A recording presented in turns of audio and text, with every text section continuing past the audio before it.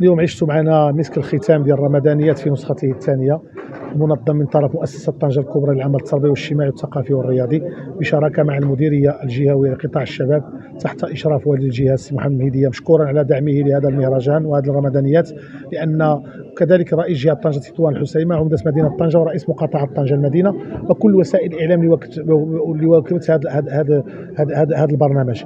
الهدف من الأسمى من هذا البرنامج هو أن مدينة طنجة عرفت واحد الصحوة تنموية كبيرة بفضل الرعاية الصيبية صاحب جلالة في إطار مشاريع طنجة الكبرى اللي عرفت تقريب الخدمة العمومية للأحياء الهامشية بمدينة طنجة. الحمد لله مدينة طنجة عرفت واحد الجمالية على مستوى جميع الأحياء، وفيها واحد مجموعة دور الشباب والمنشآت الثقافية والرياضية والاجتماعية. الهدف الأسمى هو أننا خصنا نسيروا الأوراج ديال صاحب الجلالة بوضع برامج هادفه لساكنه مدينه طنجه، وهذا هو الهدف الاسمى ديال مؤسسه طنجه الكبرى اللي بدات هذا رمضان وعملت واحد البرنامج غني فيه الثقافي، فيه الرياضي، فيه الاجتماعي، وفيه الفني. الحمد لله كل محور الا وكيجبر الناس ديالو المتتبعين ديالو والناس اللي واكبت هذا الشهر رمضان الحمد لله الابرك، يعني من 1 رمضان الى 21 منه الى يومنا هذا معمر الحمد لله دائما جميع البرامج كانت متميزه، وكانت كانت الايام التضامنيه اللي زرنا فيها اطفال التوحد.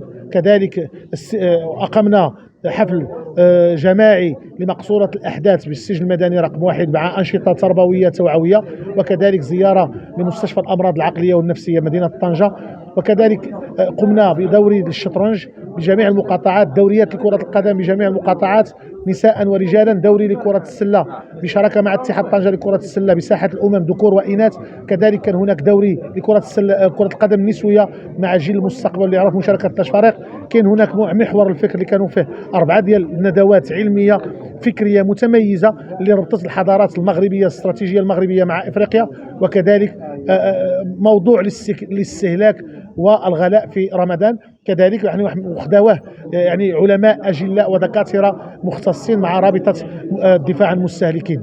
يعني كانت هناك برامج متنوعه، كان عندنا الادب والفن في شخص امسيه شعريه، كذلك كانت هناك اماسي اللي استضفت واحد مجموعه ديال الوجوه رياضيه سياسيه فنيه اجتماعيه.